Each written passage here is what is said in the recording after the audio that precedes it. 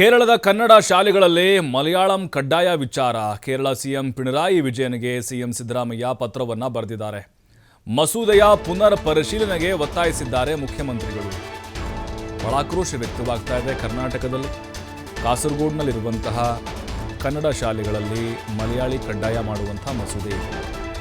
ಹಾಗಾಗಿ ಸಿದ್ದರಾಮಯ್ಯನವರು ನಿನ್ನೆ ಟ್ವೀಟ್ ಮೂಲಕ ಆಕ್ರೋಶ ಹೊರಹಾಕಿದ್ರು. ಈಗ ಪತ್ರವನ್ನು ಬರೆದಿದ್ದಾರೆ. ಕೇರಳ ಮುಖ್ಯಮಂತ್ರಿ ಪಿಣರಾಯಿ ವಿಜಯನ್ ಅವರಿಗೆ ಭಾಷಾ ನೀತಿ ಉಲ್ಲಂಘಿಸುವ ಪ್ರಯತ್ನ ಎಂದು ಪತ್ರದಲ್ಲಿ ಉಲ್ಲೇಖವನ್ನು ಮಾಡಿದ್ದಾರೆ.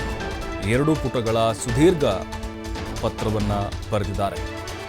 ಅಂದರೆ ಆ ಪತ್ರದಲ್ಲಿ ಬಹಳ ವಿಚಾರಗಳನ್ನು ಸಿದ್ದರಾಮಯ್ಯನವರು ಉಲ್ಲೇಖವನ್ನು ಮಾಡಿದ್ದಾರೆ.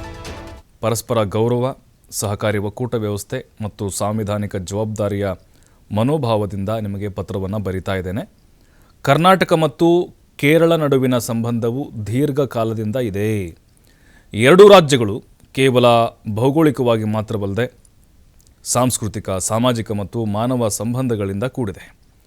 ನಿಮ್ಮ ಮಲಯಾಳಂ ಭಾಷಾ ಮಸೂದೆ ಬಗ್ಗೆ ನನ್ನ ಕಳವಳಗಳಿದೆ.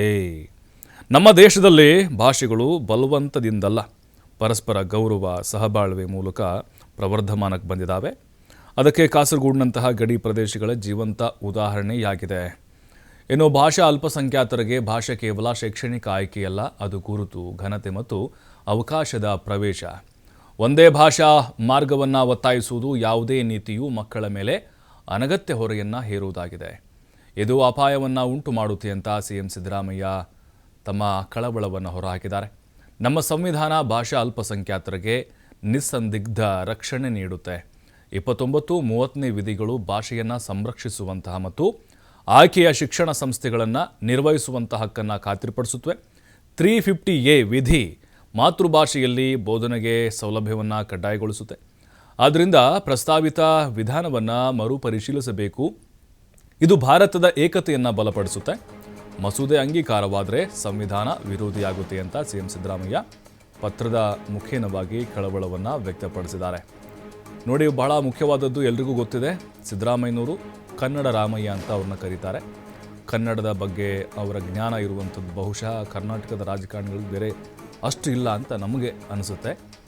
ಕನ್ನಡದ ವಿಚಾರ ಅಂತ ಬಂದಾಗ ಅಸ್ಮಿತೆ, ಗಡಿ, ಭಾಷೆ, ನೆಲ, ಜಲ ಅಂತ ಬಂದಾಗ ಅವರು ಒಕ್ಕೊರಲ ಧ್ವನಿಯನ್ನು ಎತ್ತಾರೆ. ಯಾವುದೇ ಅಧಿಕಾರದಲ್ಲಿದ್ದರೂ ಅಷ್ಟೇ, ಇಲ್ಲದೇ ಇದ್ದರೂ ಅಷ್ಟೇ.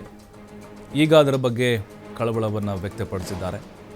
ಅವರು ಈ ಹಿಂದೆ ಕನ್ನಡ ಕಾವಲು ಸಮಿತಿ ಅಧ್ಯಕ್ಷರಾಗಿ ಕೆಲಸ ಮಾಡಿದಂಥವ್ರು. ಆಳಾಗಲ ಎಲ್ಲ ಗೊತ್ತಿದೆ. ಗಡಿನಾಡ ಕನ್ನಡಿಗರ ನೋವು ಕೂಡ ಅವ್ರಿಗೆ ಚೆನ್ನಾಗಿ ಗೊತ್ತಿದೆ. ಹಾಗಾಗಿ ಸರ್ಕಾರ ಇನ್ನೂ ತುರ್ತು ಕಾನೂನಾತ್ಮಕ ಹೋರಾಟವನ್ನು ತೆಗೆದುಕೊಳ್ಬೇಕು. ರಾಷ್ಟ್ರಪತಿಗಳು 2017ರಲ್ಲಿ ಇದಕ್ಕೆ ಒಪ್ಪಿಗೆಯನ್ನು ಕೊಟ್ಟಿರಲಿಲ್ಲ. ಈಗಲೂ ಕೂಡ ಪತ್ರವನ್ನು ರಾಷ್ಟ್ರಪತಿಗಳಿಗೆ ಮತ್ತೊಂದು ಬರಿಬೇಕು.